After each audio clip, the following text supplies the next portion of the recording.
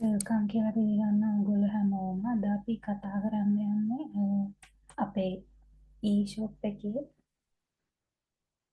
අපි අද කතා කරන්න යන්නේ e-shop එකේ sign in page එක ගැන. අපි කලින් සතියේ කතා කරා මේක කොහොමද ඩිසයින් කරලා තියෙන්නේ කියලා. ඒතකොට අපි ඩිසයින් එක ගැන පොඩ්ඩක් බලුවොත් අපි මෙතන sign in කියලා අර දාගෙන තියෙන ටයිටල් එක දාගෙන ඊට පස්සේ අපි මේ විදිහට ලේබල් දාලා ඉන්පුට් එන්ටර් කරන්න පුළුවන් විදිහට ලේබල්ස් ටිකක් දාගෙන ඉන්පුට් ඇඩ් කරලා බටන් ටික ඇඩ් කරලා තියෙනවා. ඩිසයින් එකක් දාගෙන තියෙනවා. ඊට පස්සේ අපි බෑග්ග්‍රවුන්ඩ් එකට. එතකොට අපි බලමු අද කතා කරමු අපි මේකේ සයින් ඉන් එකේ ප්‍රොසෙස් එක වෙන්නේ කොහොමද කියලා. එතකොට අපි මෙතන සයින් ඉන් බොක්ස් එක ගැන බලුවොත් අපි මෙතන සයින් ඉන් එකේදී අපි දැන් මෙතන දීලා තියෙන ඊමේල් එකයි පාස්වර්ඩ් එකයි දීලා සයින් ඉන් වෙන්න. එතකොට අපි එතනදී දැන් ඊමේල් එකයි පාස්වර්ඩ් එකයි දෙන්නේ නැතුව අපි සයින් ඉන් වෙන්න හැදුවොත් අපිට මේ විදිහට alert එකක් එනවා එකක් එනවා please enter your email address කියලා. ඒ විදිහට අපි validate කරලා තියෙන්නේ. ඒතර අපි ඒක කරලා තියෙන්නේ කොහොමද කියලා බලමු. ඊට පස්සේ අපි මෙතනට දාගෙන තියෙනවා මෙතන මේ message view එකක් දාගෙන තියෙනවා. ඒ විදිහට alert එකක් විදිහට මැසේජ් එක ඩිස්ප්ලේ වෙන විදිහට. ඒකෙන් තමයි අපිට error message එක ඩිස්ප්ලේ වෙන්නේ. එතකොට අපි බලමු කොහොමද මේකේ process එක කරලා තියෙන්නේ කියලා. දැන් අපි මෙතනට අපි කලින් දීලා තියෙන විදිහට email එකක් දීලා log වෙන්න බලමු. දැන් මම කලින් table එකට add වෙලා තියෙන කෙනෙක් අරගන්නවා. ඒතර අපි මෙහාම ගමු අමාලිව. එතකොට අපි අමාලිව අරගෙන log වෙන්න බලමු.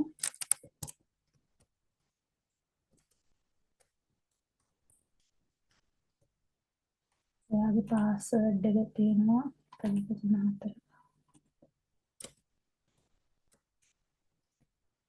ඊපස්සේ අපි සයින් ඉන් එක දුන්නාම අපිව සයින් ඉන් වෙනවා. සයින් ඉන් වෙලා අපිව හෝම් පේජ් එකට යනවා. එතකොට ඒ කියන්නේ දැන් අපි හරියට සයින් ඉන් වෙලා තියෙන්නේ. අපි බලමු කොහොමද ඒක වෙන්නේ කියලා. අපි process එක පැත්තෙන් අපේ code එක පැත්තෙන්. එතකොට අපි මෙතනදී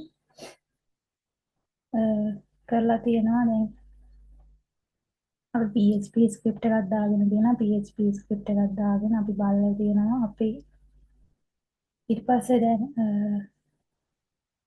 ඊමේල් එකයි පාස්වර්ඩ් එකයි අපි කුකීස් වල අපි සෙට් කරලා තියෙනවා. ඒ කුකීස් වල තියනවද නැද්ද කියලා ඊසෙට් එකක් ඔයාලා බලලා තියෙනවා.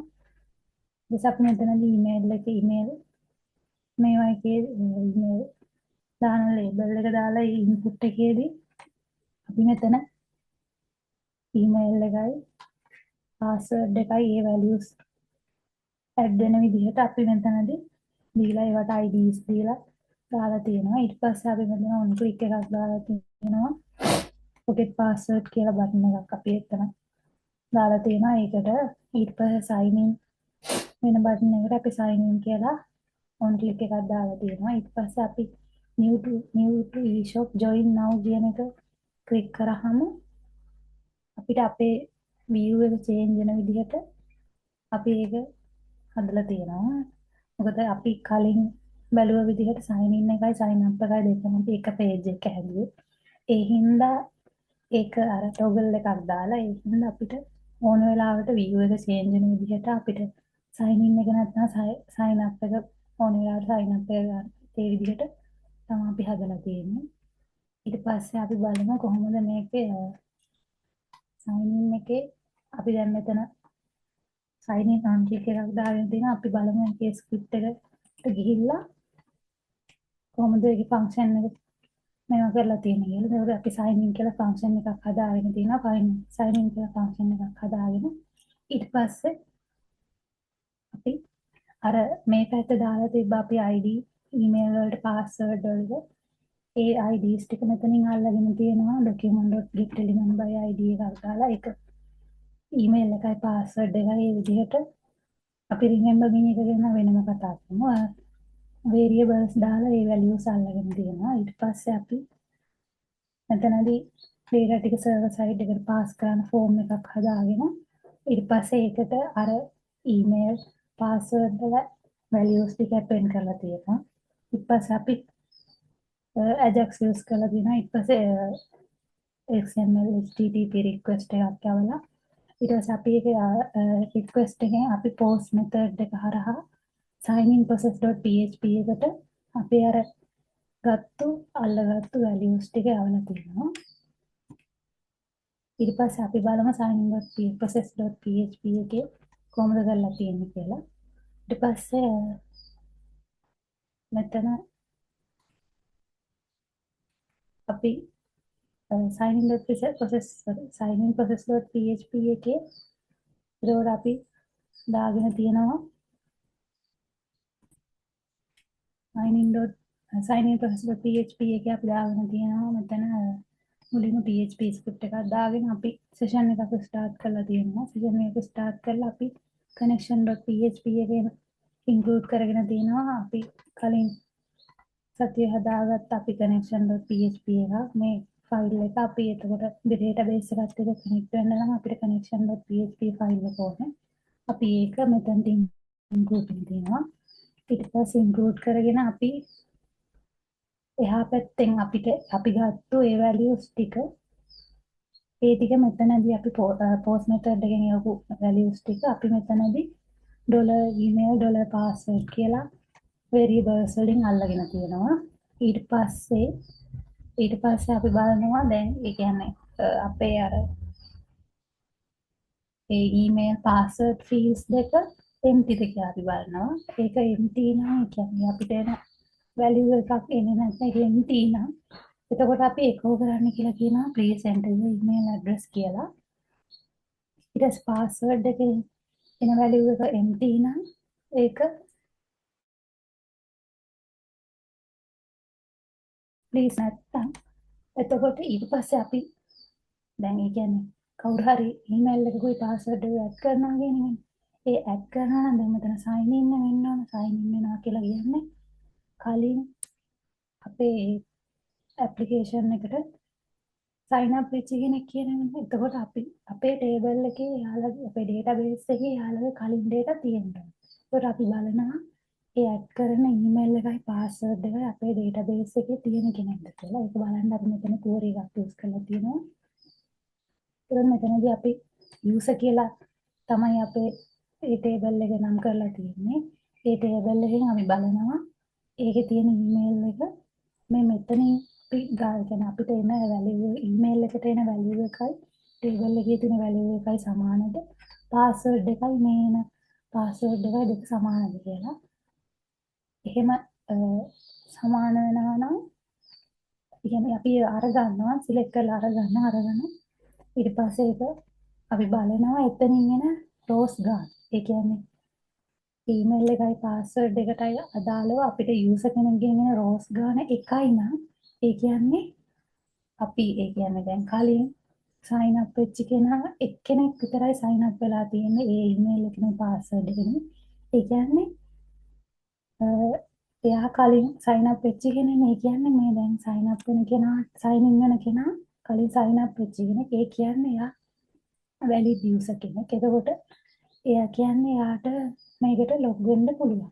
එහෙම අපි rows ගන්න බලලා ඒක එකට සමානයි නම් අපි echo කරනවා success කියලා. ඒ විදිහට echo කරලා ඊට පස්සේ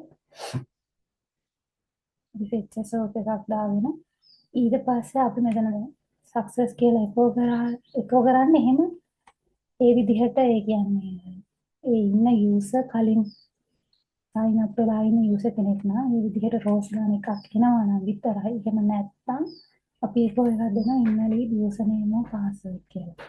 ඒ කියන්නේ කලින් sign up වෙච්ච නැති කෙනෙක්. එතකොට එයා sign up වෙලා ඉන්න එපා. එයාට sign in වෙන්න බැහැ. ඒ හින්දා අපි මෙතනදී echo කියලා success කියලා echo කරාට පස්සේ ඊට පස්සේ අපි මෙහෙම මෙතන අපි JavaScript එකකට ගියොත් අපි Ajax වලින් හදාගෙන තියෙනවා. ඊට පස්සේ response එක දැන් අර පැත්තෙන් success කියලා ආවොත් අපේ window එකේ location එක home එකට මාරු වෙනවා. ඒ කියන්නේ මෙතන දැන් මම අර ලොගුණාට පස්සේ මෙතන හෝම් එකට ආවන්නේ විදිහට හෝම් එකට ලොකේෂන් එක මාරු වෙනවා. ඒ විදිහට ඒ සක්සස් කියලා රෙස්පොන්ස් එක ආවොත් තමයි ඒ විදිහට හෝම් එකට මාරු වෙන්නේ. එහෙම නැත්තම් අපි අර කලින් අපි කිව්වා වගේ ඉන්වැලිඩ් යූසර් නේම් කියලා අපි මෙතන තිබ්බා යූසර් නේම් පාස්වර්ඩ් කියලා. අන්න ඒ විදිහට එකෝ කරනවා මැසේජ් එකක්. අපි ඒක ඩිස්ප්ලේ කරන විදිහට තමයි මෙතනදී හදාගෙන තියෙන්නේ. ඊට පස්සේ දැන් අපි බලමු ඒක අපි ගිහිල්ලා ආපහු අපේ ඉන්ඩෙක්ස් පේජ් එකට ගිහිල්ලා අපි බලමු ඒක වැලිඩේට් කරලා වෙන විදිහ.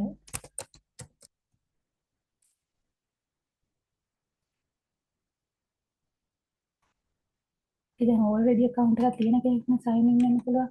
ඒ හින්දා අපි බලමු දැන් අපි මේක email එකක් වෙන්නේ නැතුව sign in වෙන්න හැදුවොත් අපිට error message එකක් එනවා please enter your email address කියලා.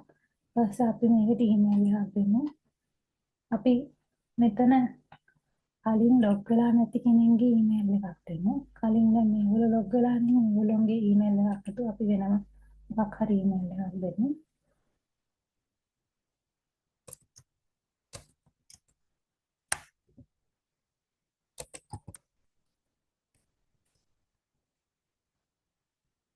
ඊට පස්සේ sign in වෙන්න හදුවාම අපිට කියනවා password එක enter කරන්න කියලා.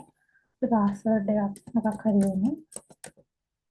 ඊට පස්සේ අපි sign in එක දැම්මම කියනවා invalid username and password කියලා. මොකද මෙයා කලින් අපේ sign up වෙච්ච කෙනෙක් නෙවෙයි. ඒ හින්දා එයා අපේ database එකේ නෑ එහෙම කෙනෙක්. ඒ හින්දා අපිට log වෙන්න දෙන්නේ නැහැ. එතකොට අපි එහෙම කරන්න බැරි නිසා අපි අපේ හරි විදිහට අපි දීලා බලමු තව user කෙනෙක්ගේ email එකකුයි password එකකුයි.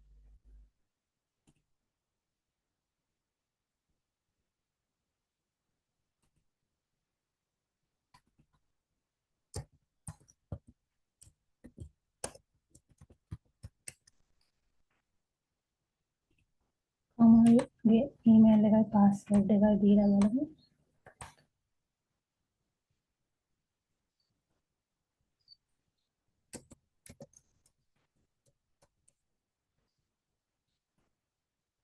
එහෙම sign in කියලා ක්ලික් කරාම ඊට පස්සේ එයා පාරම් අපි මෙතන ලොකේෂන් එක මාරු වෙනවා හෝම් එකට. ඒ විදිහට තමයි අපි අර හදලා තිබුණේ මෙතන ලොකේෂන් එක හෝම් එකට මාරු වෙන විදිහට.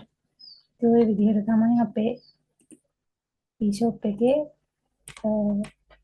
sign in process එක සිද්ධ වෙන්නේ. ඒකෝට අපි දැන් අද කතා කරන sign in process එක ගැන ඊළඟ දවසේ අපි ඊටු ටික සාකච්ඡා කරමු. අද වීඩියෝ එක මෙතනින් නවත්තනවා. බලපු හැමෝටම ස්තුතියි.